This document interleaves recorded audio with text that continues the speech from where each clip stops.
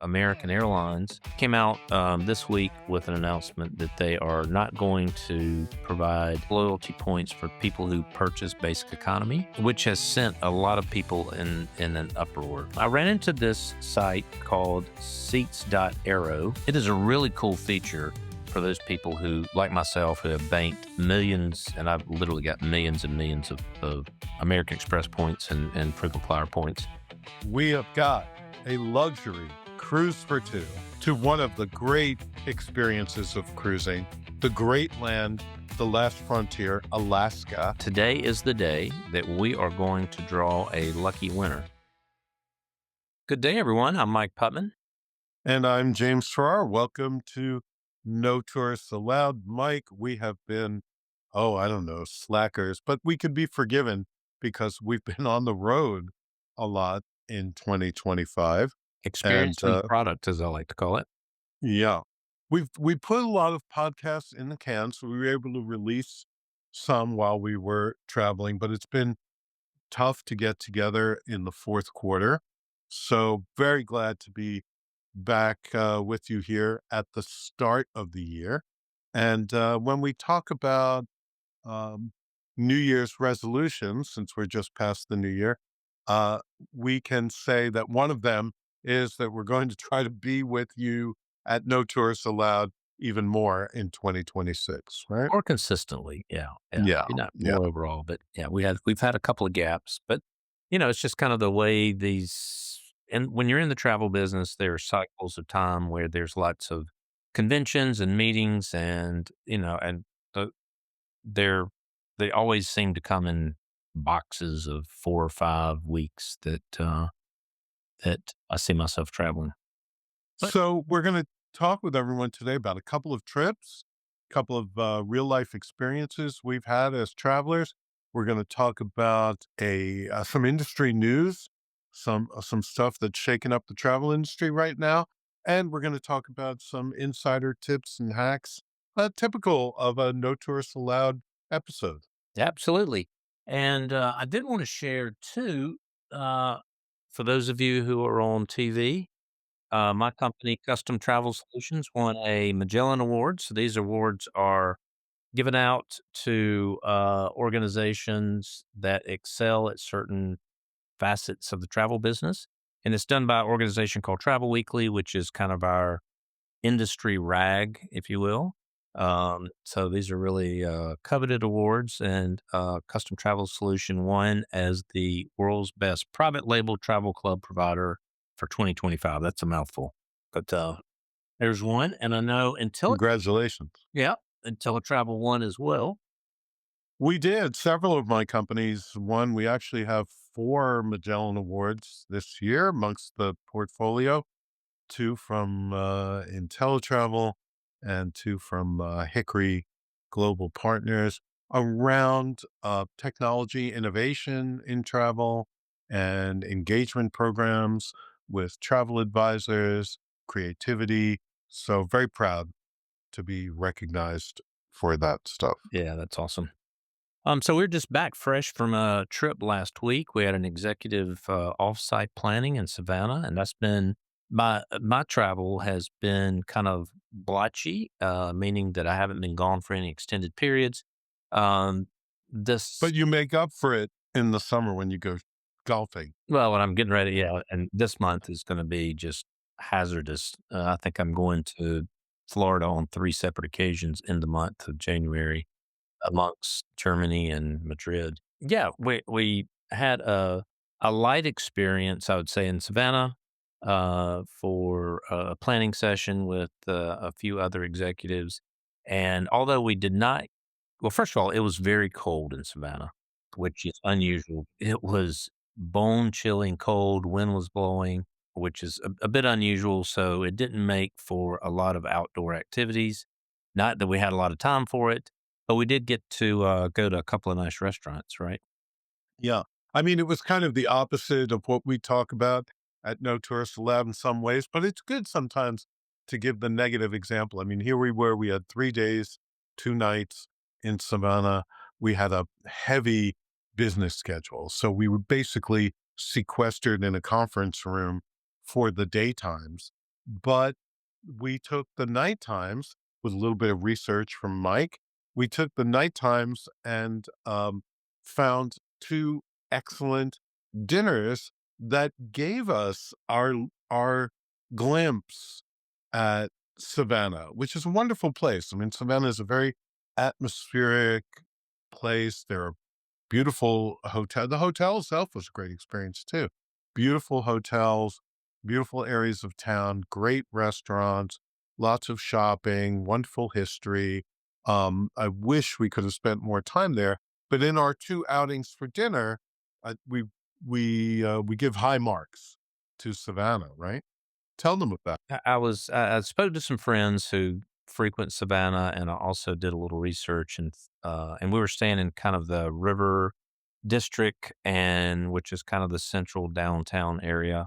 And we stayed at the Alida Hotel, ALIDA, which is a Marriott tribute property, and it was very nice. I mean, the rooms were really nice. Had a nice restaurant on site. They had a reasonable bar, but a great location right across the street from the JW Marriott. Funky decor, like they styled it like a very stylized, ski chalet almost feel in the lobby. Really cute little store, rooftop bar. But my favorite detail was you could order up a Crossley turntable and pick from their library of vinyl records. I picked Aretha Franklin's soul hits, and you could have it brought up to your room, and you could play the vinyl in your room. I thought that was kind of hip Yeah. uh, detail. That is, yeah. There was a record player in my room, but I didn't turn it on. I don't think I've used a record player in, oh gosh, 40 years maybe. Um, but anyhow, but it was a nice place to stay. But we did. I picked out a couple of restaurants that had some southern flair. I wanted to showcase to my northern fellow executives, what true southern cooking was. And the first place that we went, which was the Pink House, an odd named restaurant, but I gotta tell you, it was the star for me. It's this beautiful house, and when was that house built, James? 18th, it's the only 18th century mansion in Savannah. And it's made up of 16,000 square feet. There's a lot of different rooms, all very tastefully decorated. But it is like you're walking into a home, and there's gatherings kind of in each of these different rooms. But I was really taken back by the extensive menu they had. There was a very big menu for a restaurant that size, um, and the food was excellent. I thought Excellent. the service was really Excellent. good, really good. Yep.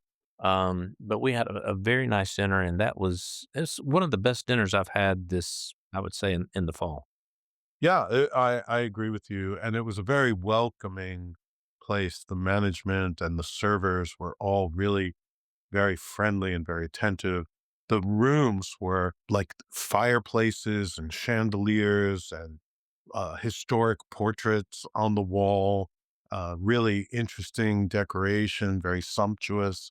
It was really cool. It's like eating in someone's mansion. That's really what it is. But much bigger on the inside than it looks like on the outside. Turned out to be enormous and a great experience. Yeah, it was really good. And then the next night, we went to kind of the top rated restaurant. Although personally, I would reverse those and put the pink room probably, or the pink house top room. But we went to the Gray, which is a converted Greyhound bus station, which has been really tastefully redecorated, and had a very nice meal there as well. Beautiful, the bus station is from the 1930s, so beautiful Art Deco architecture, even though the building was, abandoned and derelict for decades. These guys came in and brought it back to life and, discovered the beautiful Art Deco details and brought them all back, and so it has a very cool vibe inside. It feels a bit like a supper club, really cool look. and beautiful food, new Southern cuisine, so also very good.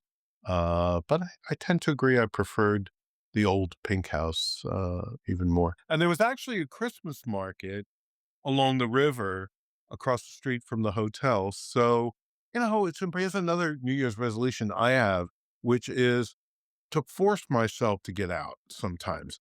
It was arrival day, we were a little tired, wanted to go nap, but instead we went out to the riverfront and walked this little Christmas market out there, and we found a famous cookie store there, and we bought a bunch of cookies.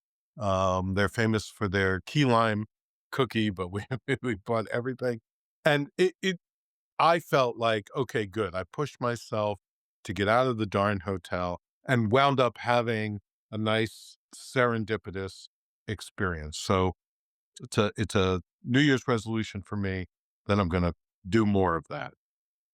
Well, and also a little bit earlier, a couple of weeks earlier, I think you were on a river cruise, in Europe. Oh, yeah. Well, so talk about experiences. I took a river cruise from Budapest in Hungary to Vienna, and beyond Vienna, actually, in Germany, passing through Austria and Germany as well. Really incredible, guys. First off, I was on AMA River Cruises, AMA, and Mike has talked about AMA before because he did a Christmas time cruise, and this was actually just the beginning. We caught the first couple of days of some of the Christmas markets in Austria and Germany. Um, it was spectacular. AMA, very upscale, very warm and friendly. I mean, the most welcome you could feel on a cruise. And these river cruise ships are small. So it's an intimate experience to begin with, only about 140, 150 people on board. There's, essentially one big dining room. There's one big living room salon. That's it. You're really off the ship almost as much as you're on the ship because you're pulling into port every day in these medieval towns right along the river. You walk off the ship and you can go back and forth on and off the ship several times in a stay, you're often staying overnight or long stays in the port. It's very different from ocean cruising, where it's a big deal to get off the ship. So you're not going to come back to the ship and then get off again, you know? Yeah, there's no long queues getting on and off. There's no passport requirements. I don't even think you even Certainly show no up. tender ship. I mean, you're Yeah. just walking down the plank, really, walking down the gangway, and right into the middle of everything because the way these towns grew up around the rivers. So really loved the experience. So interested in Budapest and Hungary, which as an American, I don't think we get a lot of exposure to that culture and to that history, which is very complicated, um, but very European, right? But periods of time when it was Austro-Hungarian Empire, when it was the Ottoman Empire, the Turks, when it was Napoleon, and then it was the Soviets. Like it's had the people in Hungary have been through a lot, but also influenced by a lot of cultures. So I found Hungary fascinating. Architecture along this whole trip through Austria and Germany, incredible architecture. In Vienna, we went to the concert hall that used to be owned by the Strauss family and saw this beautiful Strauss waltz music and other music performed in the original environment location. In uh, in Austria, I went to Salzburg. I did a day trip to Salzburg where The Sound of Music was filmed. So everything there is about all the different places where The Sound of Music was filmed, but also the birthplace of Mozart. So you can visit the birthplace of Mozart. In all of these places beyond architecture, great food. My taste runs towards this kind of food. So love the food in all of these locations. And we were there just for the beginning of goose season in Austria and Germany, so had some terrific goose, but also all of the sausages, all of the schnitzels, the Wiener Schnitzel, and the uh, all of the local food. And the cruise line did a great job of bringing the regional food wherever we were onto the ship. So that night for dinner, there'd be specials that were local cuisine. I got off the ship to eat as much as I could because that's my interest. I wanted authentic local food, but I must say that the meals on the ship were as good as the meals off the ship, which you can't say very often. To me, before I went on a river cruise, it just seemed so foreign. I had not a negative picture, but it was like, I guess maybe just kind of a neutral picture of what it would be like. But I got to tell you, that is one of my favorite trips, not just cruises, but favorite trips I've ever been on. Part of it has to do with Alma. I mean, it is a world class product, but just the experience of a little more intimate setting with fewer passengers than you would have on a large cruise ship, um, and spending all the time in the ports and being so close to everything. And I know with AMA, the shore excursions are included. I don't know if that's true with all river cruises, but Yeah, all river cruises, it's a big difference between river cruising and ocean cruising. So they all do include shore excursions when you're in port. And those can be walking tours, they can be coach tours. I loved them. I went on every one that I could get on, and they helped me to really see and experience. But some people just walk off the ship and wander around too, especially if you've been there before, maybe. But I did both. I mean, and I'm not one to go on short excursions because I usually feel like I'm confined, but we didn't book any in advance, which is not a good thing to do. But anyhow, they were able to accommodate us, and I went on one in every port. Some ports we did too, and then once I would get through, then I would go, walk around and try to discover things. But I mean, if for our listeners out there, if you get a chance to go to Europe, and especially that part of Europe, you want to see a lot of country, you want to see a lot of countries and a lot of country or um, a lot of the landscape. I mean, that I highly, highly recommend it. I agree with you, Mike. I fell in love with this type of travel as a result. And it is relaxing and intimate and interesting. And it's right for me at this time in my life. Maybe not when I was 20. I don't know. There were younger people on board, but sometimes people think it's for really old people, but I don't think that's true at all. In fact, every one of the shore excursions had an option for gentle, regular, or active. And on the active end, you would see sort of the same things, but you would do it by bike, or they were hiking, or they were doing a faster pace. So they do accommodate, lots of ages, I think, on board. They even brought in entertainment, and it's like local entertainment because they'll pick up the entertainment in one port of call, one stop, and then the next day, that entertainment gets off the ship and someone else gets on. So for a small ship, there's actually a lot of variety. And AMA, for whatever reason, they have pools on the top deck with swim up bars, which you only ever see at an all inclusive resort in the Caribbean. But AMA had swim up bars in the pool on this. I was on the Amalia. Anyhow, um, very cool experience, fascinating part of the world to travel to. And it makes me want to go back now and maybe go to Hungary or go to Austria and do a land trip and spend more time in those locations. Yeah, they call Paris the city of lights, but there is nothing like being in Budapest and sun going down and the colors that you see, especially in the winter. And I've been there a couple of times, maybe 3 times. But it's always been in the winter. It is spectacular.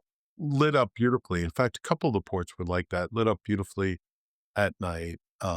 So great time. We ended it all with a little Oktoberfest celebration under a tent and bands and drinking games and lots of pretzels.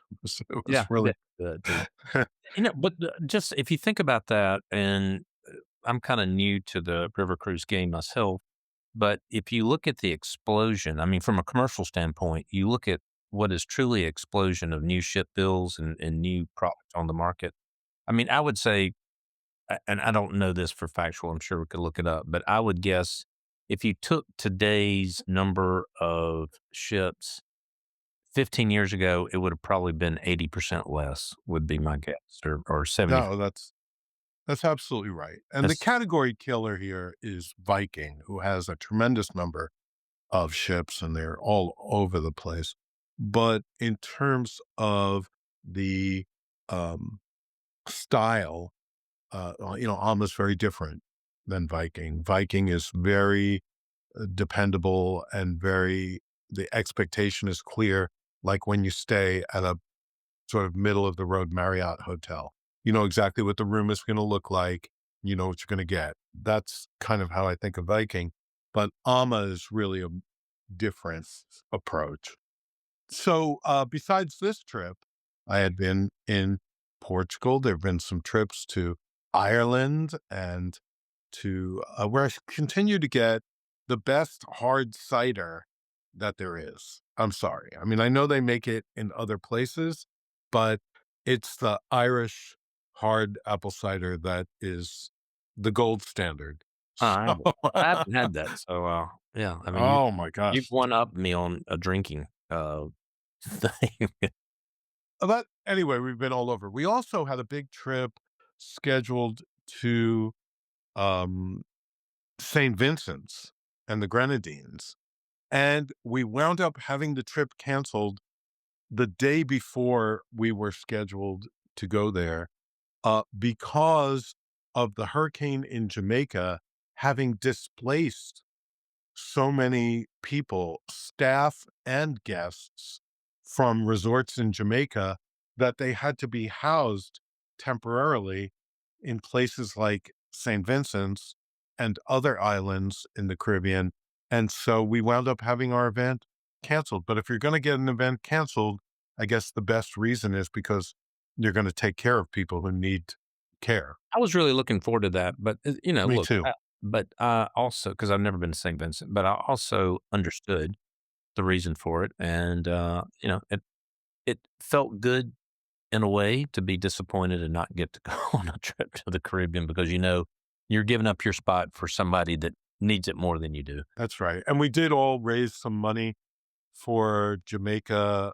My company did a matching program, and we did a sort of GoFundMe type campaign and tried to make an important donation to help people there. It was devastating, but it was devastating to some parts of Jamaica that are not well known, like the Black River area, but also parts that are well known, like Montego Bay. So I don't know if it got the usual attention, but having friends and business colleagues there, I can tell you it was devastating to some people. Our attorney in Jamaica lost his office. Everyone in the office lost the roofs on their houses. I mean, that's in Montego Bay.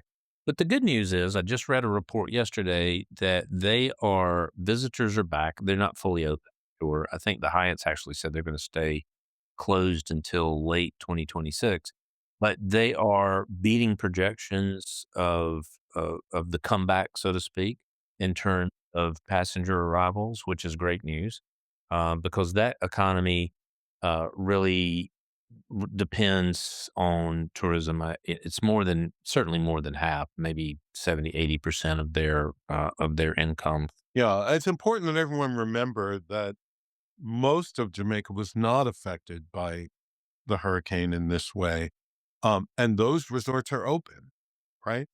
And some of the resorts, even in the hurricane's path, are reopening now or in January. Others will reopen by April. A few, like the Hyatt, are taking the opportunity. to do a planned renovation anyway, and so they're going to take longer. But it is important that we don't paint this with a broad brush and write off the island because that only makes it worse. We need to we need to support the economy there at a time when they need us. So Switching gears a little bit though, James, I want to talk about some news that came out just recently, something that's kind of close to me, and that is American Airlines, which I have been a loyal supporter of. I've had their top tier uh, status for, I think it's 18 out of the last 19 years. But they came out this week with an announcement that they are not going to provide loyalty bonus points or loyalty points for people who purchase basic economy, which has sent a lot of people in an uproar. People who have been loyal to this brand through thick and thin. Um, so that's something that's on a lot of people, a lot of travelers' minds now. American services more has more flights made than any other airline in the world, and it affects a lot of people. And even even business people who don't tend to buy basic economy, but have supported American for a long time, but may choose to buy basic economy when they're flying with their family or personal travel. This There's two effects. One is you don't earn points, so you don't earn, you know, you don't get closer to earning free tickets. But the other part is you don't earn the loyalty points, and those loyalty points are what moves people up the ecosystem in terms of elite status. So a lot of uproar with that. However, American came out in the same breath and said, "We might not give you points, but we still give you a free drink and a pack of cookies on the plane." Economy people, so they got that going for them. But I American, do like those Biscoff's oh yeah, yeah. cookies. American has just consistently over the years done a really poor job, in my opinion, of measuring impact of announcements and how to go about doing things. You know, it, it's just kind of a comedy of errors for decades of how they roll things out. And there's, if they felt like that was something that was really driving their business, then I understand it. But there's probably a better, effective way of doing it. Yeah. Um, and then if you They've look, done a bit of rolling out and rolling back over the yeah, years too. but if Yeah. you also look at their latest returns, and I don't have the numbers committed to memory, but United and Delta had record-breaking years in profit, and American just slumped their way in with a little bit of profit, which is a testament of kind of how they run their business, unfortunately. What about New Year's resolutions, Mike? You got any resolutions for us for this year? I'm not a resolution guy because I mean, I feel like I live my life kind of the way I want to, and I don't really think about rewinding or saying, if I would have done this differently or whatever. Are there things I need to change? Yes, but I'm not going to set myself up for failure by saying I'm going to, run 5 miles every day. I'm not going to do that. I mean, it might be good and it might be a thing I should do, but I just know in my heart I'm not going to do it. So I'm just not a resolution guy, James. This I'm going to go to the gym and lose 30 pounds. You can lose No, 30 I'm pounds not. without going to the gym. I mean, that's my resolution every year. Uh, but today, uh, with modern medicine, you can lose 30 pounds without leaving your sofa.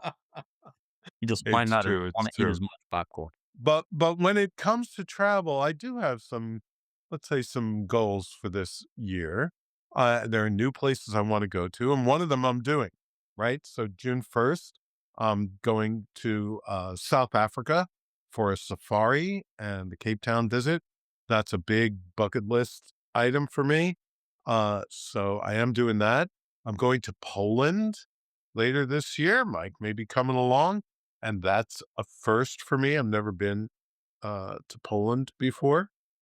Dubai is on the schedule You've for been to this Dubai year, before, where though. Haven't you been to I have Dubai? not I have Okay. not been to Dubai, and we're opening an office there for the first time. So that's happening this year. So I've got a good number of firsts. this year. So one resolution is to get out there to places I haven't been before, of course. But the other is to try to do it in a way, according to our no tourists allowed manifesto, right? Is to do it in a meaningful way, to do it in a thoughtful way, to try to be, to have real experiences, what we call authentic all the time, to really try to understand these cultures, to expose myself to new cultures and new ways of thinking. That's my resolution for this year. It's always been my resolution, but I think it's worth stating it again this year. Yeah, absolutely. And if you change that way of thinking and change that way you travel, you'll be really much more rewarded in your experience. Don't go to McDonald's. Get out of the hotel, even if it's an all inclusive and you paid money for it to be an all inclusive. Get out and visit some other places, try some other cultures, try some other foods, be a little bit adventurous. And I was somewhere, where was I? I was somewhere in October, and I remember James, this is a quote you said at one time, and this is a paraphrase, but it's like you said, Sometimes in cities, I try to get lost." Um, and actually, it was in Porto. Yeah, I went to Porto before I think you got there, and I was walking around and successfully tried to get lost, uh, and saw some things I wouldn't have otherwise seen, and yeah, had a nice experience. One other thing, before we kind of get to the end of our show, I did want to share this month, and this is not a plug or a advertisement or anything, but I ran into this site called Seats.Aero, and that's Seats SEATS .AERO. And it is a website. They do have an app. The app, unfortunately, has limitations and doesn't perform as well as the website. But the website is awesome. So the purpose of this website is it gives you access to do very broad based searches with the idea of spending your frequent flyer points. So, as an example, if you have X number of frequent flyer points on a given airline or a credit card, you can do these wide swath searches. So, let's say you wanted to fly business class to Europe and you didn't really care where you landed because you were going to take a train or visit a bunch of different places. You can actually search broad things like USA to Europe using those terms and say, I'm looking for business class. It would bring back the results. And then you could sort those from lowest cost of points to highest cost of points. It is a really cool feature for those people who, like myself, who have banked millions, and I've literally got millions and millions of American Express points and frequent flyer points, and try to be conservative how I use them. So it's a really great tool. They have a free program, and then they have a paid program. And then if you take the paid program, and it's not a lot of money either, by the way, you can set up alerts. So I know I'm going to Scotland in July, like I always do, and I'm looking for a great deal in terms of points that I could use to go premium economy or business class or first class, whatever it may be. And so I can set alerts. It'll sit there and watch the system and report back to me when something becomes Great. available. Yeah, so it's a really good That's tool. great because I'm a point hoarder. Like, of course, because of all my travel, my job is traveling. I amass incredible numbers of points, and then I don't use them. I really, so Yeah, that would be very helpful to me. I'm the same way. I very rarely use them, and I guess maybe I'm saving them for retirement, then I can travel almost ever. But I've got a lot, but I will in lieu of for especially for you're doing something for personal travel and, it's nice to travel business class or premium economy, but it gets expensive if you don't catch a great deal. So, that's how I utilize points some too. Oh, that's great. Great tip. Great little hack for us to start the year. And Mike, we have some big news, right? Yeah, we wanna bring our producer, Nathaniel, on because we've been telling you guys, about our giveaway. And today is the day that we are going to draw a lucky winner. So, James, you want to just remind our listeners what we're drawing for today? Sure. I mean, by this time, after months and months, they could probably recite it for me. But we have got a luxury cruise for two to one of the great experiences of cruising, the great land, the last frontier, Alaska. And we've got it with the cruise line maybe best known for Alaska, which is Princess Cruises, wonderful Princess Cruises. We're doing a 7-day inside passage from Vancouver or Seattle. I can't remember which one, but we'll get the detail. Uh, in a balcony cabin. And this is for 2026. So there'll be several dates available you can choose from. And we've been teasing it out over many months. And now here we are. And I'm glad we're going to give it away because I'm anxious to start the next giveaway on our next episode. We've asked Nathaniel to use his randomizer and take the list that's been growing and growing for a couple of months and tell us who the lucky winner is. All right, drum roll, please. The winner is Carolyn Shallow. Congratulations, Carolyn. I will be emailing you directly with all the details so we can connect you with Mike and James to go on the cruise. But big shout out to Carolyn for winning that one. Yeah. Well, we're not going on the cruise with Carolyn, but Well, maybe, maybe not. Depends on who and she I mean, invites. she invites us. I'm happy to go. But congratulations, Carolyn. That's amazing. And this cruise is worth what, Mike? At least $5,000-6,000, I would imagine. Yeah. Yeah. So all you got to do is get yourself up there. Like with any cruise, all your meals are going to be included, your entertainment on board.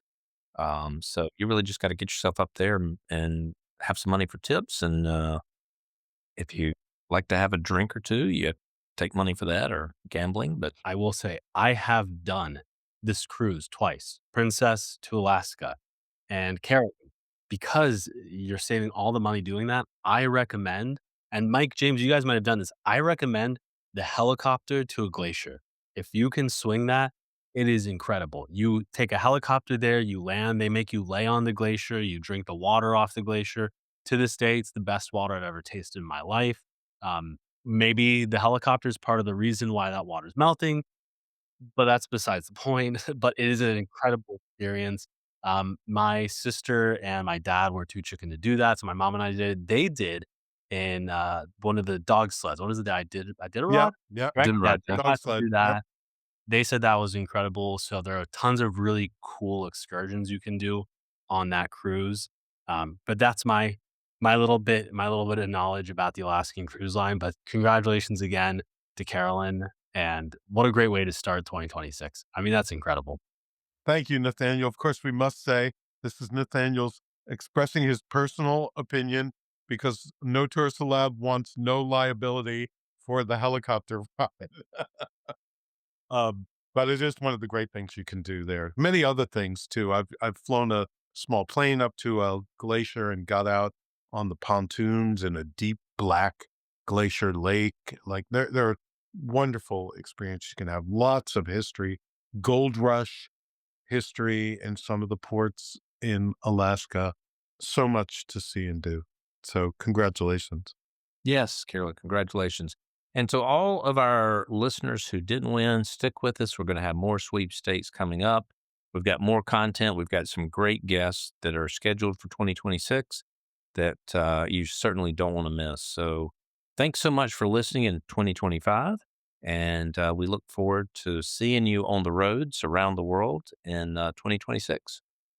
Thank you for being here with us at No Tourists Allowed. Thank you, everybody.